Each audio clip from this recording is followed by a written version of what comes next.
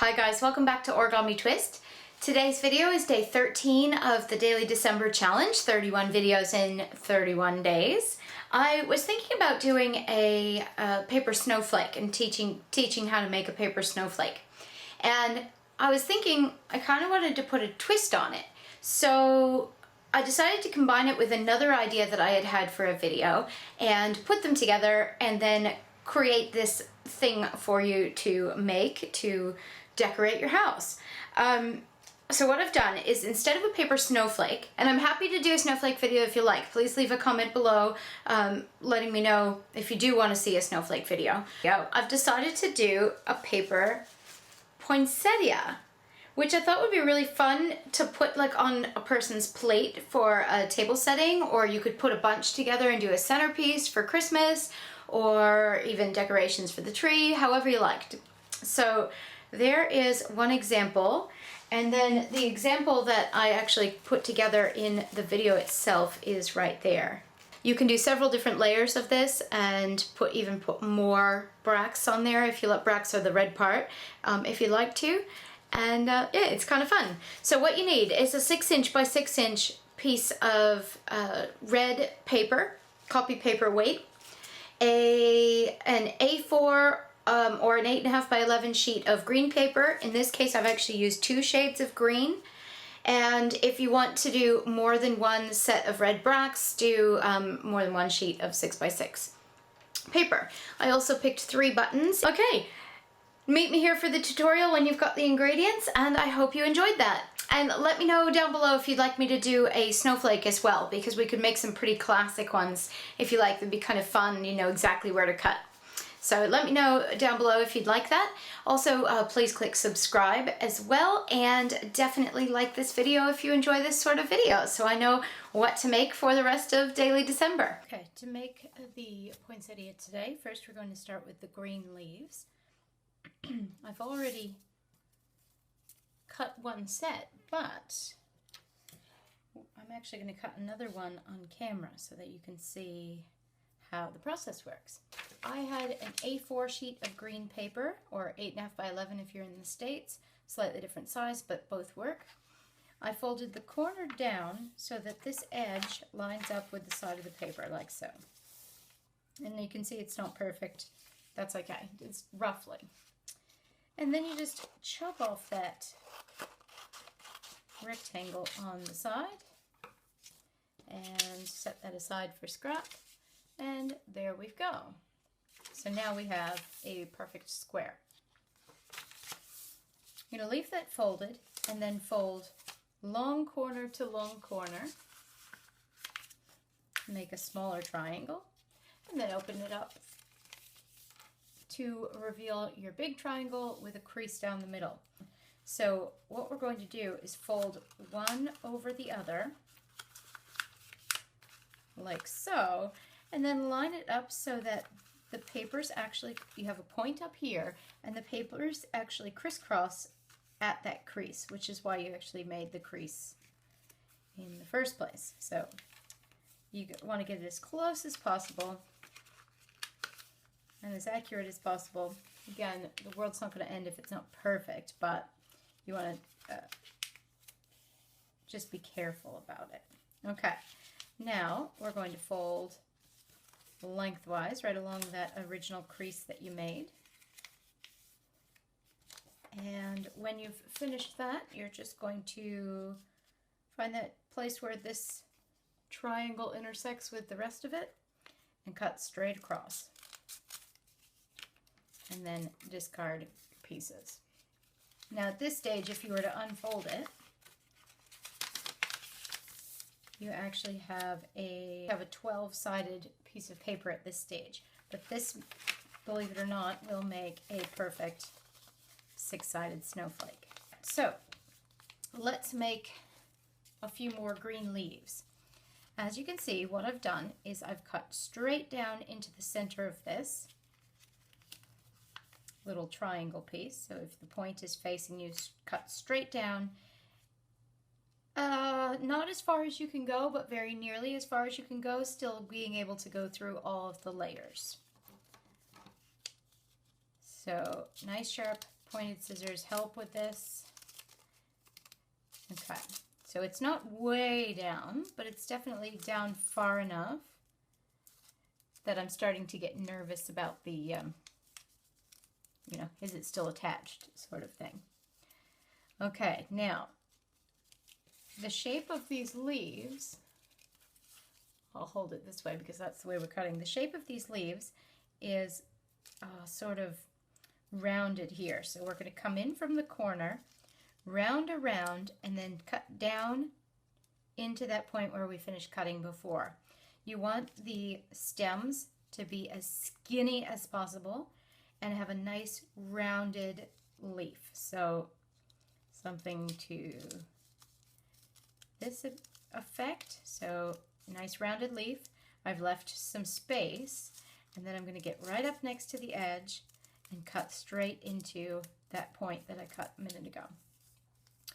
So again, you want this to be as skinny as possible. However, when I was making this one, I actually lost a leaf because I got too close to the edge. So you just want to be careful that it's not too close and that you're being careful with it. Okay, so now we've done that one. Now we're going to come around and do this one. Again, making sure that your folds are all tucked in there so you don't accidentally cut off a leaf like I did. Okay, right in close and cut down to that point. Now, because this isn't a snowflake, you will be able to, and well, yeah, I guess you could with a snowflake too. You can modify it after it's open because this is just leaves. But you do want to be careful that you're as accurate as possible. All right, now we need the veins for the leaves, and I'm just doing that by cutting in through all the layers, just little notches, without cutting all the way through, because of course you will chop off the end of the leaf if you cut all the way through. There we go. And one more. And making sure all the leaves are tucked up nice and flat against the edge. We'll do the same on the other side. Okay, before revealing the leaves, we're going to do the red bracts that belong in the middle of the flower. And you're just going to do that with a 6" by 6" red square. Do the same thing we did before, overlapping up the top, and then line up the crisscross so that it is nice and neat on the sides and lines up with that center crease. Fold in half once more, and using that point as a guide, cut straight across. Now this 6" by 6" sheet will actually give you a smaller set of bracts, so it creates that poinsettia effect. Okay, once again, we're looking at bracts, so I'm going to cut down the middle, just like we did with the green leaves, okay? And we're going to do a similar thing that we did with the green leaves, but we're actually going to cut it out a little bit further, so not quite on the corner. I'm cutting a little further away so that it is not quite as pronounced a leaf as it was before. This is very stylized. I'm doing that so that you get that real red effect that you get when you look at bracts of a poinsettia. Okay. Now I'm going to cut about halfway between those 2 points, so a little more than halfway away from the end point. I'm going to start cutting and cut out a hollow. I'm going to go right past where I cut down to and to the bottom. And what that will do is open it up a little bit, and it will identify the bracts from the green leaves just a little bit more. Again, stylized. I'm going to cut into the other side, same. And do the same thing. So the end of the cut is a bit further down from where I've cut into. Now, just for effect, you have a nice wide piece here where the fold is at, and I'm just going to cut down in between, being very careful not to cut through. I'm I'm going to cut down in between and then come back and cut down in between again, connecting the points part of the way in. And that'll give a nice open lacy effect to the final piece. And I'm going to do the same on this side. So cutting in, go up a little bit higher and cut in again.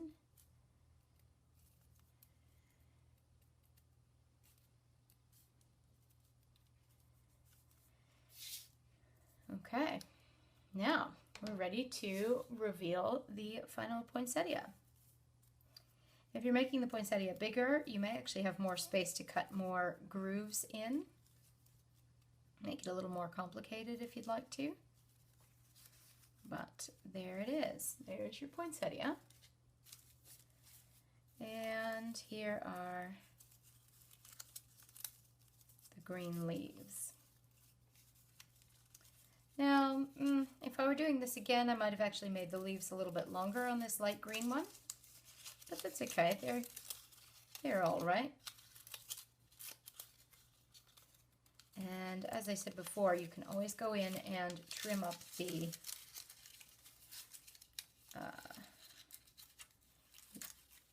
width of anything that you want to change after it's open. So decide if you want the dark green in the front or the back, or if you've got the same color green, that's okay. I'm just going to open this up, I'll come right back. So I'm going to do dark green in the background, light green laid on top and then turned slightly so that it looks more full. See that? So let's glue the bracts down, or the leaves to each other as we go. So I'm putting a little bit of tacky glue, and you probably noticed I'm actually just using a bit of the cutoff to apply the glue. You don't need to clean out a brush just for that, right? There we go, we've got it crisscrossed a little bit, and then a little more in the middle again for the poinsettia, the bracts of the poinsettia. And there we go, off-centered again a little bit. You could even do one more set of red bracts if you want to, and again, offset them slightly. It's up to you. I'm going to leave this one as it is. And then on the original, I took 3 buttons and just layered them a little bit to represent the flowers in the middle of the poinsettia. So here I've got a green and red one.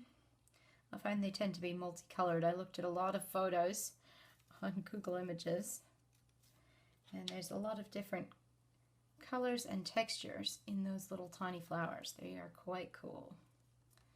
All right, and a generous amount of glue, and make sure that it's stuck down and let it dry. And how gorgeous would that be on Christmas Day to put that in the middle of the person's plate at the dining room table? You can have the little M&M party favor envelope that we made a few days ago, and then put one of these in the center of everyone's plate. It's quite gorgeous. Hang them on the wall, whatever you like to do. Make a garland of them. It's all good. I hope you have enjoyed day 13 of Daily December. And don't forget to click like and subscribe. And I hope you have a great day. We'll see you again tomorrow, guys. Bye.